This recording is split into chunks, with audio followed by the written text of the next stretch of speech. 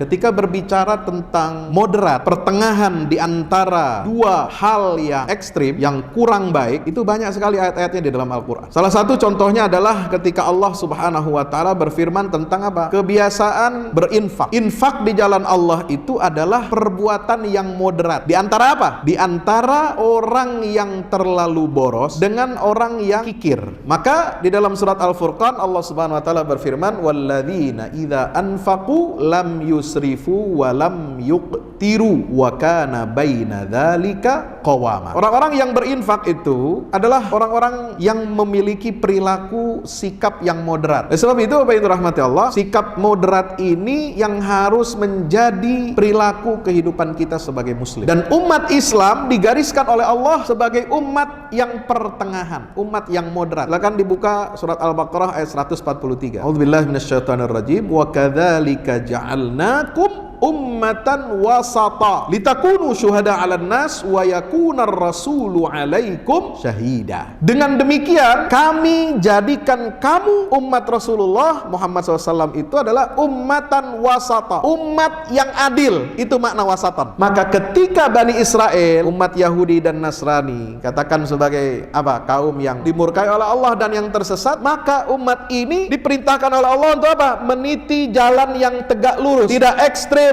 ke kanan, seperti golongan yang meninggalkan dunia, dia banyak ibadah, meninggalkan dunia, tapi kemudian dia mengkreasi masalah-masalah ibadah kepada Allah. Nah, itu lahirlah akidah yang menyimpang seperti halnya Nasara. Jadi, apa yang menyebabkan kesesatan umat terdahulu sehingga menyimpang menjadi ekstrim kanan dan ekstrim kiri? Karena semangat beramal tapi tidak punya ilmu. Maka umat ini beramal harus berlandaskan ilmu, dan kalau berilmu dia wajib untuk mengamalkan. Itulah ciri siratal mustaqim. Itulah ciri umat yang moderat.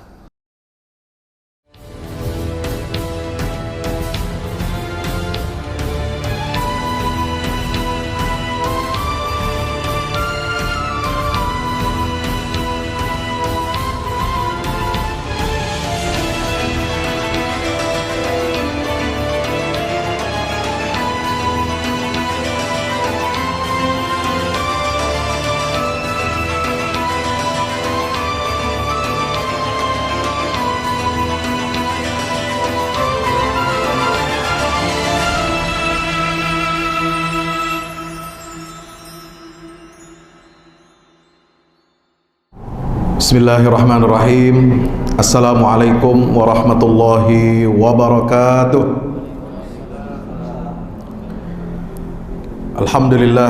Alhamdulillahilladzi arsala rasulahu bil huda wa dinil haq liyuzhirahu 'ala ad-dini kullih wa kafa billahi shahida.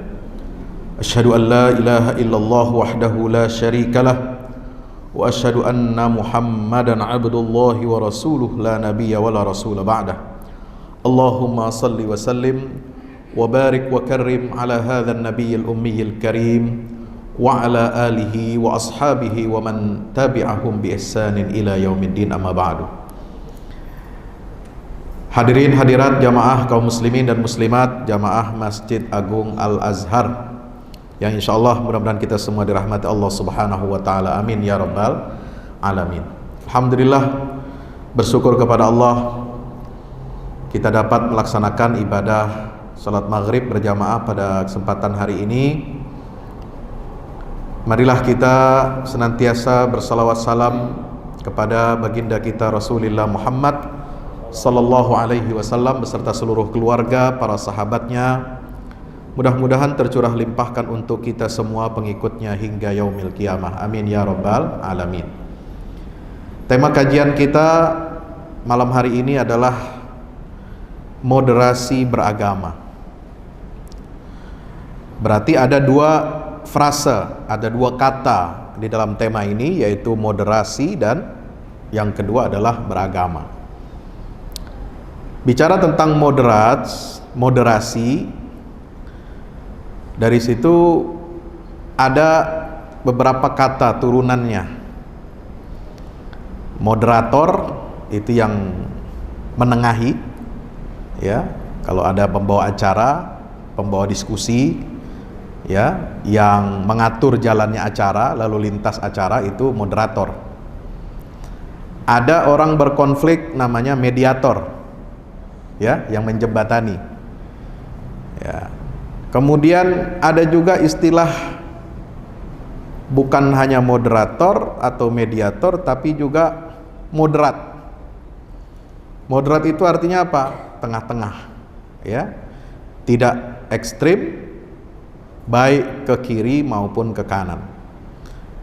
Tadi ketika saya melihat jam yang ada di atas, ya, mihrab ini, itu menunjukkan waktu setelah azan, mulai dari azan sampai iqomat itu kurang lebih 15 menit. Nah, itu angka yang kata saya moderat. Kenapa moderat? Ya, karena kalau dari azan sampai qomat cuma 5 menit, itu nanti bikin orang terburu-buru, tergesa-gesa, ya. Ada orang baru datang, ada orang mau wudhu dulu, ya kan? Belum lagi wudhu nanti naik ke atas masjid ini tergopoh-gopoh, ya, pengen dapat takbiratul ihramnya imam misalnya. Nah, itu tidak moderat, karena bikin orang apa? Tergesa-gesa, capek, ya, tergopoh-gopoh. Kalau dibikin dari azan sampai iqomah 30 menit, nah itu kelamaan nunggunya, ya. Ini kapan mau dimulainya ini? Sholat maghrib apa kagak ini ya? Imamnya kenapa nih kok kagak nongol-nongol gitu kan? Nah, itu dua hal itu nggak moderat. Maka saya bilang tadi kepada pengurus takmir masjid, ya memang waktu maghrib di Indonesia ini untuk iqomahnya kalau di masjid berjamaah itu yang moderatnya, angka yang tengah itu adalah bagusnya 15 menit. Jangan 5 atau 10 menit. Karena ada beberapa masjid habis azan maghrib, ya, mentang-mentang tidak ada sholat sunnah muakkadah qobliyah maghrib kan tidak muakkad, ya, jarang orang melaksanakan, paling ada yang melaksanakan itu hanya tahiyatul masjid, ya, mentang-mentang tidak ada sunnah qobliyah maghrib, ya, tidak ada sunnah yang muakkadahnya, lalu kemudian dibuat iqomatnya setelah azan maghrib cuma selang 2 menit atau 3 menit. Nah, itu tidak moderat. Ya, ada juga yang terlalu lama nunggu, itu juga nggak moderat. Nah, yang moderat itu, jadi ketika kita memahami sebuah istilah, ya, seperti yang tadi dicontohkan, baru kita akan jelas apa itu makna moderat dan tidak moderat, ya. Waktu subuh di Indonesia juga sama. Waktu subuh di Indonesia yang moderat, angka moderatnya dari azan sampai qomat itu kurang lebih 20 sampai 30 menit. Kenapa? Karena perlu waktu untuk menunggu jamaah. Ya, ada yang baru bangun pas dengar azan, ya kan? Habis bangun kan perlu kemana? Ke toilet, perlu buang air kecil, perlu cuci cuci muka, ya. Kemudian perlu berkemas-kemas, pakai baju, pakai sarung dan sebagainya. Jalan lagi ke masjid, belum lagi sholat sunnah, ya, sholat sunat fajar atau qobliyah subuh. Nah, itu moderatnya 20 menit dari waktu azan, ya. Atau mungkin juga sampai 30 menit. Kalau di Mesir dulu tempat saya belajar itu 30 menit azan, dari azan ke iqomat itu. Kenapa? Sehingga nunggu jamaah itu cukup banyak. Nah, kalau tergesa-gesa jamaah subuh, ya, hanya 5 menit atau 10 menit, itu juga terlalu terburu-buru, ya. Jadi jamaah kurang banyak, kemudian kita sudah memulai sholat berjamaah. Bapak Ibu yang dirahmati Allah Subhanahu wa taala, di dalam Al-Qur'an ketika berbicara tentang moderat, pertengahan di antara dua hal yang ekstrim, yang kurang baik, itu banyak sekali ayat-ayatnya di dalam Al-Qur'an. Salah satu contohnya adalah ketika Allah Subhanahu wa taala berfirman tentang apa? Kebiasaan berinfak. Infak di jalan Allah itu adalah perbuatan yang moderat. Di antara apa? Di antara orang yang terlalu boros dengan orang yang kikir. Maka di dalam surat Al-Furqan Allah Subhanahu wa taala berfirman, "Walladzina idza anfaqu lam yusrifu wa lam yuqtiru wa kana baina dzalika qawama." Orang-orang yang berinfak itu ya adalah orang-orang yang memiliki perilaku sikap yang moderat. Dia tidak boros, israf, berlebih-lebihan. Karena ada orang mentang-mentang punya duit, ya boros, menggunakan uang, ya semaunya, ya membelanjakan uangnya, hartanya pada hal-hal yang bahkan tidak dia perlukan, tidak dia butuhkan. Ya, itu tipe orang kebanyakan duit. Ya, kebanyakan duit akhirnya norak, ya, akhirnya flexing, ya, nauzubillah min zalik. Nah, gara-gara flexing, ya anaknya flexing, nah, bapaknya kena, ya kan, kena kasus gitu ya, atau istrinya flexing, suaminya kena kasus, bahkan bisa dipecat dari jabatannya, nauzubillah min dzalik. Maka itu dia berada di tengah-tengah. Orang yang berinfak itu adalah dia sudah diberikan takarannya oleh Allah, ya. Orang Islam bayar zakat itu hanya 2,5% Pak dari hartanya, total harta dalam 1 tahun, setelah dia mengeluarkan seluruh ya keperluan dasarnya, ya seperti apa, makan, minum, ya kebutuhan rumah tangga, pendidikan, kesehatan. Nah masih ada lebihnya, ya. Nah lebihnya itulah yang kemudian diambil 2,5%. Islam tidak minta apa? Tidak minta 10%, tidak minta harus menyerahkan uang 20% misalnya, ya, dari tiap-tiap kepala. Tidak. Kenapa? Karena memang tahu kebutuhan dasar manusia itu, ya, juga memiliki kebutuhan-kebutuhan yang lain. Perlu ada tabungan, perlu ada dia hiburan, perlu ada dia bukan hanya zakat tapi juga wakaf, ada sedekah dan lain sebagainya. Nah, oleh sebab itu Bapak Ibu rahmati Allah, sikap moderat ini yang harus menjadi perilaku kehidupan kita sebagai muslim. Dan umat Islam digariskan oleh Allah sebagai umat yang pertengahan, umat yang moderat. Silakan dibuka surat Al-Baqarah ayat 143. A'udzubillahi minasyaitonirrajim. Wa kadzalika ja'alnakum ummatan wasata litakunu syuhada 'alan nas wa yakunar rasulu 'alaikum syahida. Dengan demikian kata Allah, kami jadikan kamu umat Rasulullah Muhammad SAW itu adalah ummatan wasata, umat yang pertengahan, umat yang terbaik, umat pilihan, umat yang adil. Itu makna wasatan, ya. Jadi wasatan bukan hanya berarti tengah, di tengah-tengah. Kata ada dulu hadis Nabi SAW atau perkataan ulama mengatakan khairul umur awsatuha. Sebaik-baik perkara itu adalah perkara yang ada di tengah-tengah, ya. Kita sering mengatakan tengah kota. Nah, tengah kota itu adalah landmark, ya, sebaik-baik tempat yang paling mudah untuk dijangkau seluruh penduduk warga kota itu adalah tengah kota. Istilahnya kan dulu begitu, ya, tengah kota. Ada dulu kalau istilah perkotaan itu namanya downtown, ya. Dia tengah-tengah kota. Kalau sekarang simbol tengah kota itu apa? Ya, simbol di situ ada Monas kalau di Jakarta, ya. Ada Istana Negara, ada Istiqlal, itu tengah kota tuh. Dia namanya di wilayah namanya Jakarta Pusat. Jadi orang dari utara, orang dari selatan, orang dari timur, orang dari barat, ya, semuanya mengarah ke pusat. Nah, itu tengah kota. Biasanya yang tengah kota itu yang paling dicari, ya. Karena apa? Bisa melihat, ya, keadaan yang ada di sekelilingnya. Gitu, ya. Orang yang ada di tengah-tengah, dia bisa melihat, dia bisa memantau ke depan, memantau ke kiri, ke kanan, ke belakang. Itu.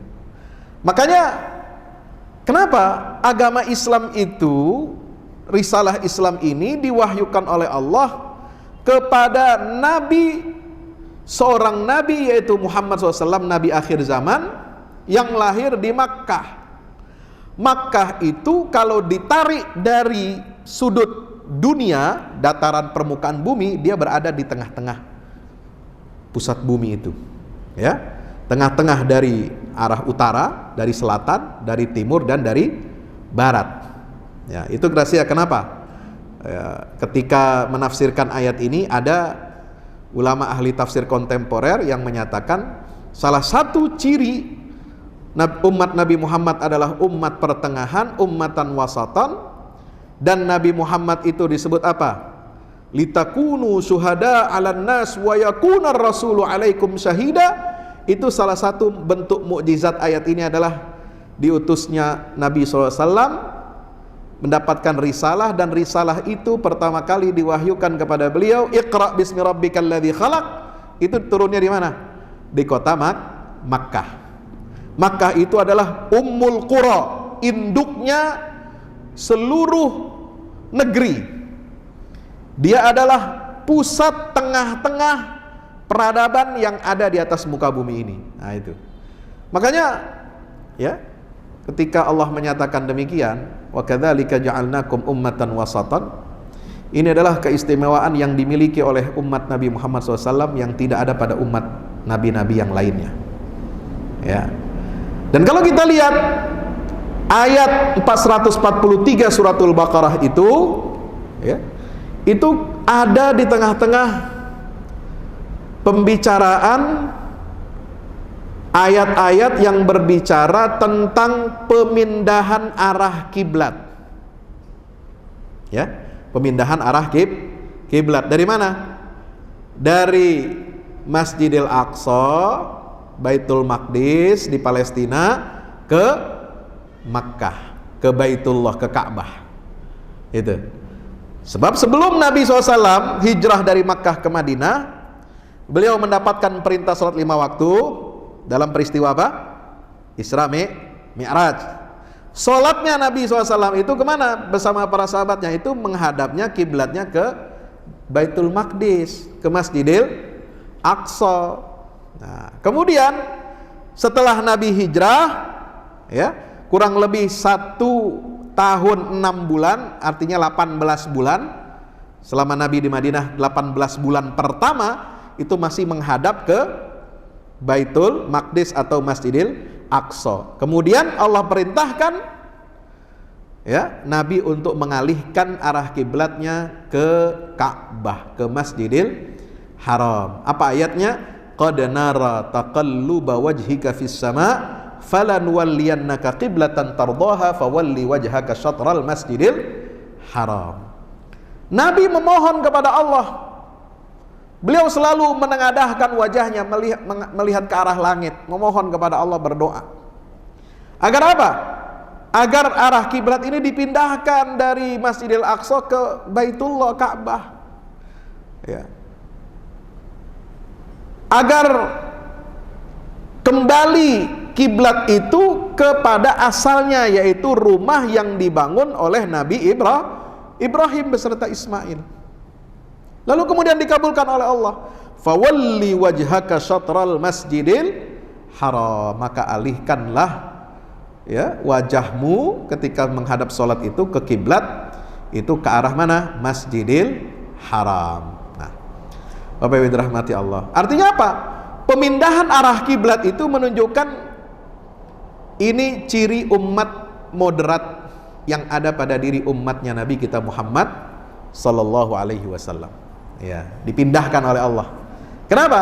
Karena Baitul Maqdis, Masjidil Aqsa itu dulu adalah pusat dakwahnya para nabi dan rasul dari kalangan Bani Israel. Lah Bani Israel di dalam Al-Quran itu disebutkan mereka sudah banyak penyimpangannya, sudah tidak lagi tegak lurus di atas risalah Allah Subhanahu wa ta'ala. Ya. Dia sudah mencong. Nah, apa itu mencong tuh? Menyeleweng. Ada yang menyelewengnya ekstrimnya ke kanan, ada yang menyeleweng, ekstrimnya ke kiri. Maka itulah di dalam surat Al-Fatihah sebelum surat Al-Baqarah itu kan kita berdoa kepada Allah, ihdinas siratal mustaqim siratal ladzina an'amta alaihim ghairil maghdubi alaihim waladdallin. Itulah gambaran mana jalan yang moderat, yang lurus, dan mana jalan yang menyimpang ke kiri dan ke kanan. Itu jalannya orang-orang Yahudi dan Nasrani.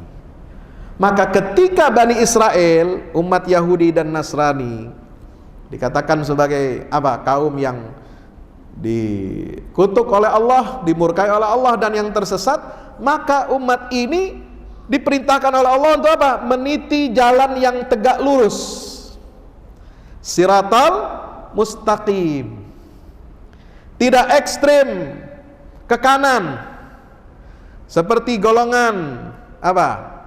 Golongan yang meninggalkan dunia, ya, dia banyak ibadah, meninggalkan dunia, tapi kemudian dia mengkreasi masalah-masalah ibadah kepada Allah. Nah, itu lahirlah akidah yang menyimpang seperti halnya Nasara, kaum Nasrani, ya. Mereka meninggalkan dunia, mereka banyak beramal. Kalau istilahnya Ibnu Taimiyah itu, mereka ini senang gemar beramal, zuhud, tapi tidak punya ilmu. Nah ini, jadi apa yang menyebabkan kesesatan umat terdahulu sehingga menyimpang menjadi ekstrim kanan dan ekstrim kiri? Itu satu, karena semangat beramal tapi tidak punya ilmu. Yang kedua, kenapa Yahudi dimurkai oleh Allah? Kata Ibnu Taimiyah, karena mereka diberikan kitab oleh Allah, wahyu kepada Nabi Musa, tapi kemudian mereka tidak amalkan. Ya, mereka memalingkan diri, memunggungkan kitab yang Allah berikan itu kepada siapa? Nabi Musa alaihissalam. Ya, makanya dua kelompok ini disebut ekstrim di dalam Al-Quran. Ya, maka umat Nabi Muhammad arah kiblatnya dipindahkan dari mana? Masjidil Aqsa ke Masjidil Haram, kepada rumah Allah yang dibangun oleh Nabi Ibrahim sebelum ada Yahudi dan Nasrani. Dan Makkah atau Masjidil Haram itu adalah pusat bumi, tengah-tengahnya. Subhanallah, ini luar biasa, ya. Inilah yang kemudian menyebabkan umat Islam ini menjadi umat yang sangat moderat. Ya, tidak terombang-ambing ke kanan atau ke kiri, tidak terombang-ambing antara apa? Semangat beramal tapi tidak punya ilmu, dan orang yang punya ilmu tapi nggak mau mengamalkan. Ini tipologi dua kelompok yang dinyatakan oleh Al-Quran, al-maghdub alaihim dan ad-dallin. Maka umat ini beramal harus berlandaskan ilmu, dan kalau berilmu dia wajib untuk mengamalkan.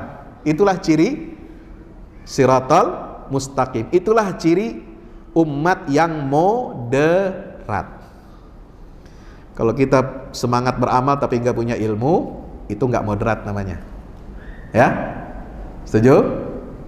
Ya. Kalau dia punya ilmu tapi nggak mengamalkan, itu juga tidak moderat. Nah, ini dua-duanya ekstrim. Mana yang moderat? Siratal mustaqim, itulah jalan yang Allah tetapkan untuk umat Nabi kita Muhammad sallallahu alaihi wasallam. Ayat 143 surat Al-Baqarah itu, Bapak Ibu yang dirahmati Allah, di surat Al-Baqarah itu juga jadi ayat yang tengah-tengah. Saya mau tanya, surat Al-Baqarah berapa ayatnya jumlahnya? 286. Dibagi 2 berapa? 143. Jadi ayat yang berbicara tentang umat Islam ini adalah umat yang moderat, umat yang pertengahan, itu ada di ayat paling tengah surat Al-Baqarah. Ini kebetulan bukan? Tidak kebetulan. Ya, ini mukjizat dari Allah. Ya, artinya apa? Kalau umat Islam melawan fitrah wasatiyah, berarti umat ini jauh dari hidayah Allah Subhanahu wa Ta'ala. Kalau umat ini jadi ekstrim seperti Yahudi atau jadi ekstrim seperti Nasrani, maka umat ini melawan fitrahnya. Karena fitrahnya umat Islam, umat terbaik, umat pertengahan, umat yang paling adil adalah umat yang mengikuti tegak lurus wahyu Allah Subhanahu wa ta'ala, sebenarnya disampaikan dalam surah Al-An'am ayat 155, wa anna hadza sirati mustaqiman fattabi'uh wa la tattabi'us subula fatafarraqa bikum an sabilih dzalikum wassakum bihi la'allakum tattaqun. Inilah jalanku yang lurus, kata Allah. Fattabi'uh, ikutilah jalan yang lurus itu. Jangan kamu mengikuti jalan-jalan yang bengkok, yang akan menyimpangkan kamu, yang akan menjauhkan kamu dari jalan yang lurus, bahkan akan menyebabkan kamu bercerai-berai. Fatafarraqa bikum an sabili, tercerai-berai dari jalan Allah yang lurus itu. Makanya kenapa Rasulullah SAW menyebutkan, ya, dari umat Islam ini hati-hati, jangan sampai menyontoh umat Yahudi dan Nasrani. Kenapa? Yahudi dan Nasrani itu terpecah kepada 72 golongan, ya. Dan umatku, kata Rasulullah SAW, itu akan terpecah-pecah menjadi 73 golongan, 73 firqah. Sataftariqu ummati ala 73 firqatan kulluhum finnar illa wahidah. Ya, umatku nanti akan terpecah menjadi 73 firqah, ya, kecuali, ya, kata Nabi Sallallahu, semuanya ada di neraka kecuali satu yang selamat. Siapa satu itu ya Rasulullah? Hiya ma alaihi ana wa ashabi. Ya, satu golongan yang selamat itu adalah yang mengikuti jalanku dan jalan yang ditempuh oleh para sahabatku, kata Nabi Shallallahu Alaihi Wasallam. Ya, Bapak Ibu dirahmati Allah, maka itu bahkan di dalam firqah Islam ini saja jelas mana yang ekstrim, mana yang moderat. Yang moderat itu satu, yang mengikuti jalannya Rasulullah dan jalannya sahabat Rasulullah. Ya, yang tegak lurus kepada Al-Quran dan Sunnah, inilah jalan yang lurus. Inilah jalan yang tengah, wasatiyah. Bukan ikut jalannya yang nyanyi-nyanyi selamat datang ala kaum Yahudi. Halo, Avenu Shalom Aleichem katanya. Siapa yang nyanyi? Itu katanya ikut mazhab Bung Karno, ya. Tapi mazhab politiknya kok bertentangan dengan Bung Karno, ya. Bung Karno itu bukan pendiri mazhab ibadah, fikih. Beliau itu seorang politisi, politikus hebat, seorang pemimpin besar revolusi, ya, yang menggaungkan kemerdekaan negara-negara yang terjajah di atas muka bumi, sehingga bikin konferensi Asia Afrika, terkenal itu tahun 55, yang menginspirasi bangsa-bangsa di Asia dan Afrika untuk merdeka dari penjajahan. Dan Bung Karno anti terhadap penjajahan Israel.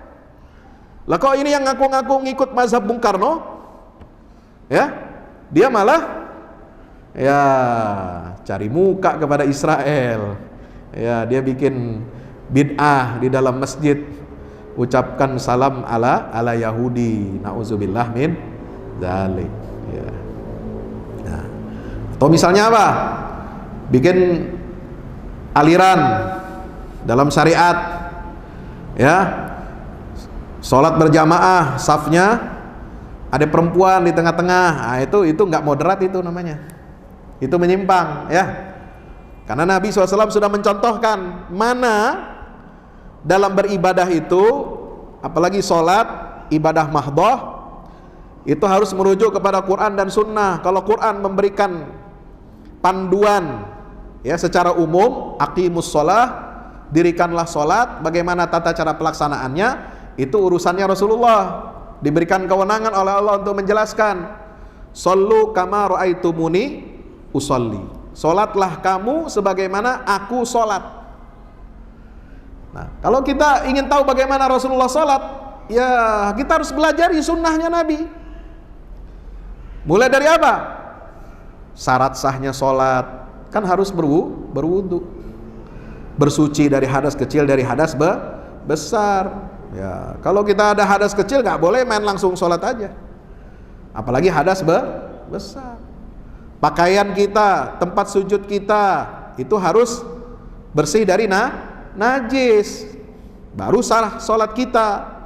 Kemudian sudah masuk waktunya, nggak boleh sholat di luar waktunya. Ya. Sholat zuhur tapi dikerjakannya di waktu asar, sah nggak? Nggak bisa. Sholat maghrib dikerjakannya di waktu isya atau di waktu asar, nggak boleh. As-salatu ala waktiha. Ya. Inna salata kanat alal mu'minina kitaban mauquta, itu dalam Al-Quran perintahnya. Nah, bagaimana waktunya sholat? Itu dijelaskan oleh sunnah Rasul. Itu kita bukan ngarang-ngarang. Waktu subuh ini begini-begini, waktu zuhur mulai dari segini sampai segini, waktu asar mulai dari sekian sampai sekian, waktu maghrib, waktu isya dari ciri alamnya begini sampai begini. Itu nggak boleh kita karang-karang, Pak. Ya, insya Allah. Kemudian syarat sah sholat apa? Menghadap kiblat. Ya, kalau nggak menghadap kiblat ya nggak sah sholatnya, kecuali kita darurat. Dalam keadaan apa? Musafir, di atas pesawat, ya, atau di atas kereta yang tidak memungkinkan kita menghadap kiblat sepanjang waktu kita sholat, ya. Nah, mungkin ada pengecualian kalau kita naik Saudi Airline, kalau mau umroh atau haji atau kemana, dia menyediakan fasilitas sholat dan ditunjukin arah kiblatnya, otomatis tuh ada tempatnya sendiri di pesawat Saudi. Tapi kalau yang lain nggak ada. Bahkan kita sholatnya duduk di kursi masing-masing, ya kan? Nah, itu nggak harus menghadap kiblat. Tapi kalau dalam keadaan normal, dalam keadaan kita tidak musafir, kita wajib untuk menghadap orang sakit aja sholat harus menghadap kiblat. Sakitnya berbaring aja harus menghadap kiblat, ya kan? Itu syarat saya. Nah, termasuk mulai dari apa? Dari takbiratul ihram sampai salam, itu mencontoh Nabi. Bagaimana kalau sholat berjamaah? Apakah berjamaah di rumah, berjamaah di masjid? Ada, diatur safnya.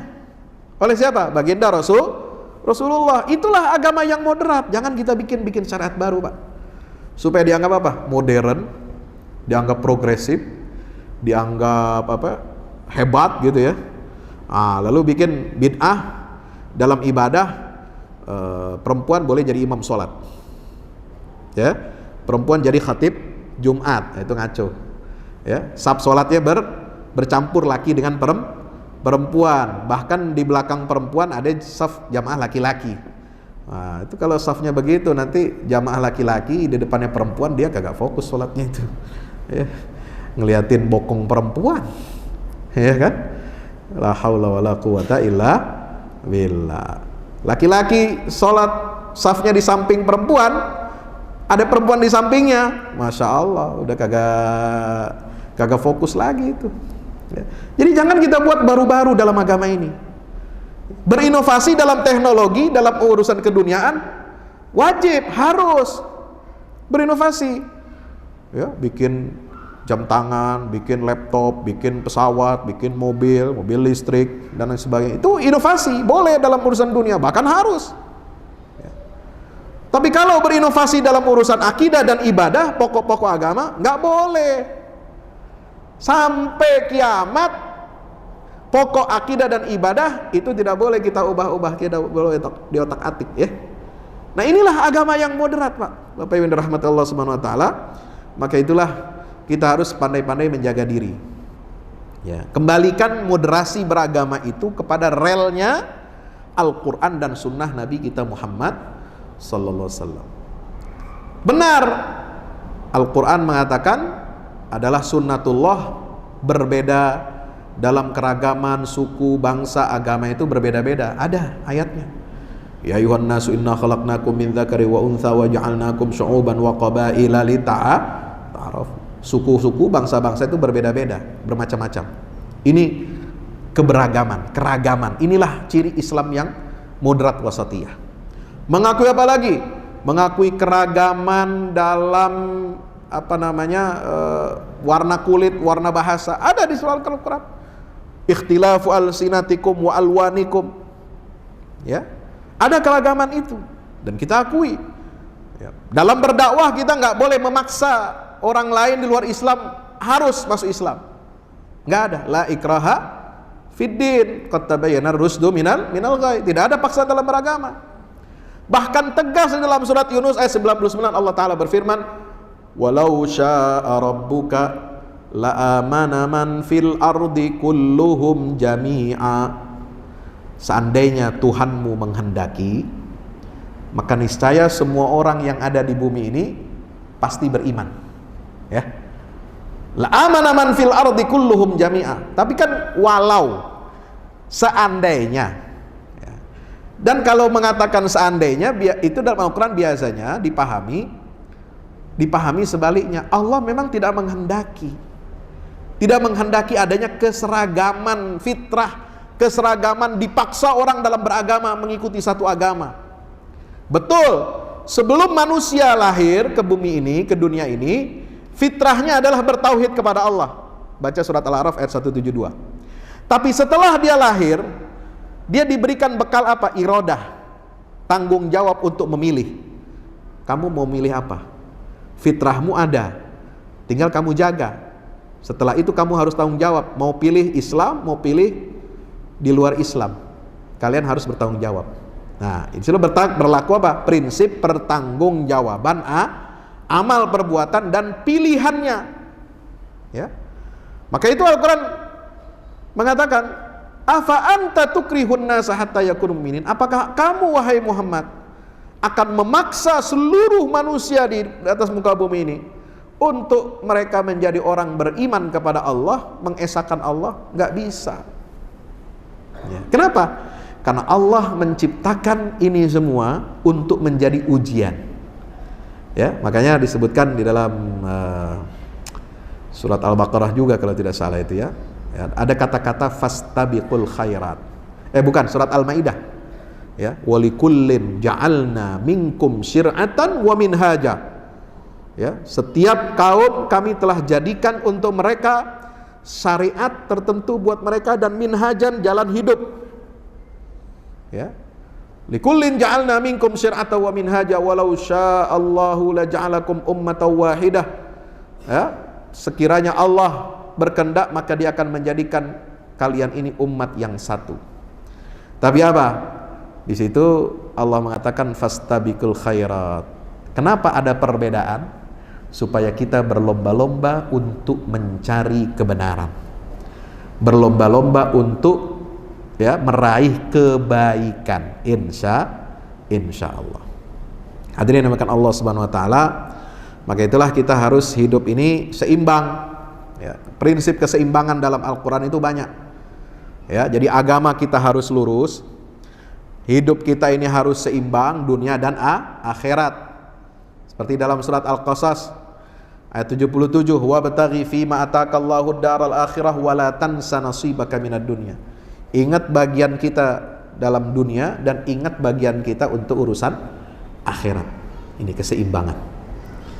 Nah, makanya dalam ayat-ayat tentang ibadah, Al-Quran menganjurkan apa?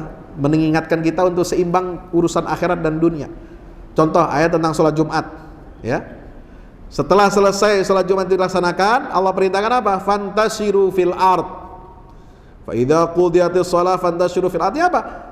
Supaya kita tidak melupakan urusan dunia. Ya, setelah sholat Jumat, setelah kita berkumpul, setelah kita bermunajat, dengarkan khutbah, pentingnya takwa kepada Allah.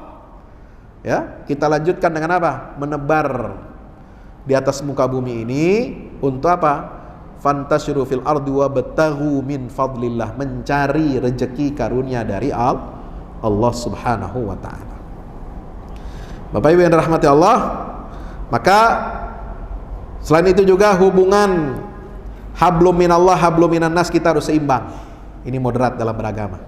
Insya Allah, ada hablum minallah, ada hablum minan nas. Bagaimana? Surat Ali Imran ayat 112. Duribat alaihimudz dzillatu aynama thuqifu illa bihablim minan nas illa bihablim minallah wa hablim minan nas, ya, wa ba'u bi ghadabin minallah. Kehinaan itu ditimpakan kepada mereka, kepada siapa? Bani Israel. Duribat alaihimudz dzillah aynama thuqifu, di mana saja mereka berada, illa bihablim minallah wa hablim minan nas, kecuali kalau mereka mau berpegang teguh kepada tali agama Allah dan tali perjanjian dengan manusia gitu.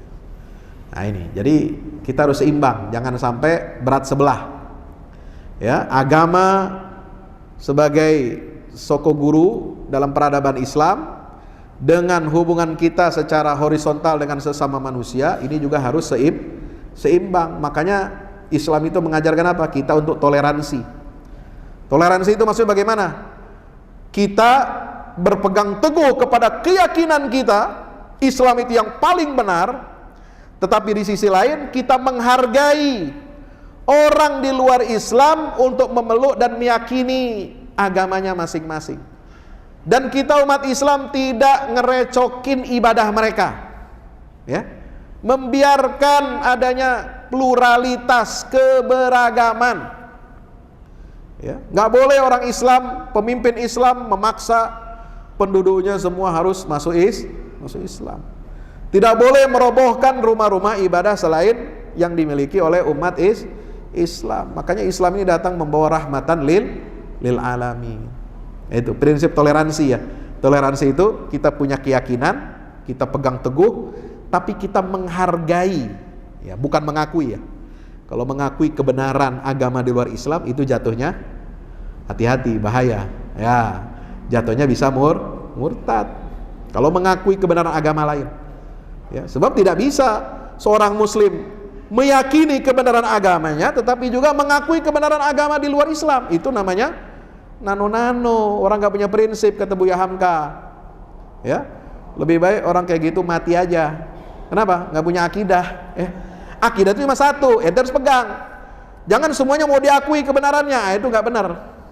Ya, silakan pilih. Nah, Allah berikan itu pilihan. Kamu mau pegangnya. Tapi kalau kamu percaya kepada akidah Islam, kamu harus pegang sampai mati. Wala tamutunna illa wa antum muslimun. Insya Allah. Jadi yang namanya moderat bukan berarti kita menggadaikan keimanan kita, menggadaikan akidah kita. Ingin dibilang moderat, kita harus mengakui kebenaran semua agama. Enggak, bukan moderat itu namanya. Ingin dibilang moderat, kita bikin ajaran-ajaran syariat baru seperti tadi contoh, yang udah saya kasih contoh tadi. Nggak boleh bikin syariat baru, ya. Haji bukan ke Baitullah, wah itu nggak boleh, ya. Puasa bukan bulan Ramadan, pengen bikin puasa bulan Februari aja, ya. Cuma 28, ya, daripada ribut-ribut hisab apa ru'yat 29 atau 30, mending dipatok aja 28 hari. Nah itu nggak boleh, itu bid'ah. Ya, ente mau cari yang gampang-gampangnya doang, ya, nggak boleh. Bikin puasa bulan Januari, Februari, nah itu nggak boleh. Sebab puasa itu hitungan perjalanan bulan, dia akan mundur terus, maju terus. Kita pernah puasa bulan Desember, pernah puasa bulan Mei, puasa di bulan April, nanti mundur lagi puasa sampai bulan Januari lagi, masuk Desember lagi. Begitu terus. Ya, jangan kita bikin aturan baru nih. Ya, Pak Ustadz, kita bikin puasa daripada ribut soal hisab dan ru'yat ini, maka kita satukan saja umat Islam ini semua puasa dipatok aja bulan Februari. Wah, nggak boleh begitu Pak. Ya, itu sesat itu namanya, ya. Nauzubillah min. Jadi bukan begitu moderasi agama. Jadi moderasi beragama harus tempatkan pada tempat yang benar. Toleransi beragama moderat. Tapi kalau kita menyalahgunakan toleransi untuk membenarkan, mengakui kebenaran agama lain, itu sudah kebablasan. Itu namanya bukan lagi wasatiyah, ya. Tapi itu sudah apa? Sudah ifrat dan tafrid, berlebih-lebihan, bersikap ekstrim. Demikian, wallahu a'lam bishawab. Wassalamualaikum warahmatullahi wabarakatuh.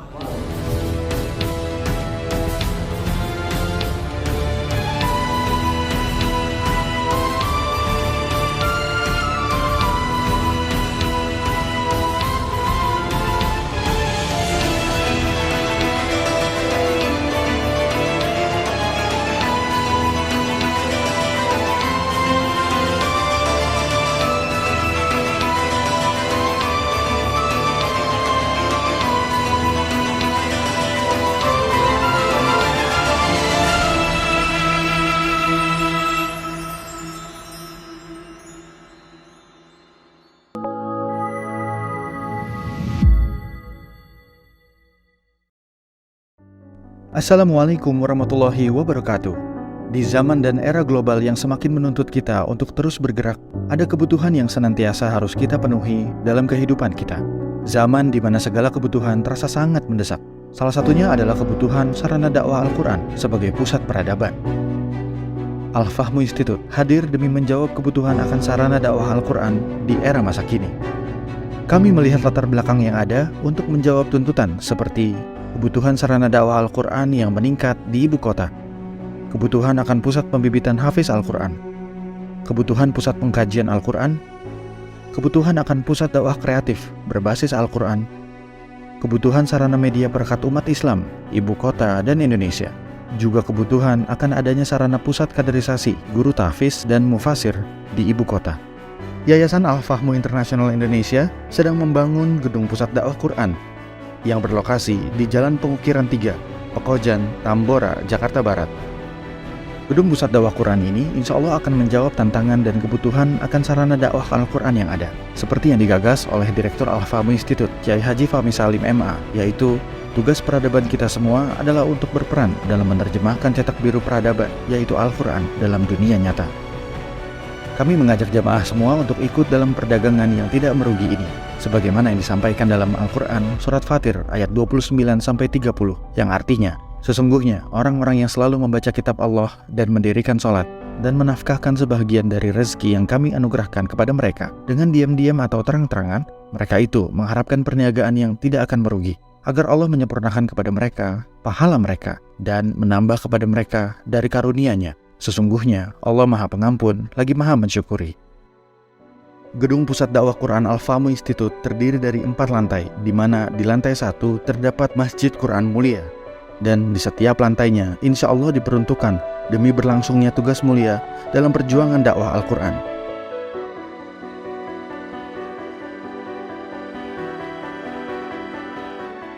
Berikut adalah rencana anggaran biaya yang dibutuhkan dalam pembangunan Gedung Pusat Dakwah Quran.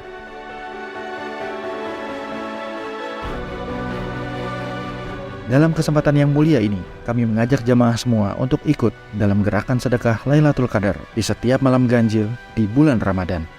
Salurkan melalui nomor rekening berikut ini.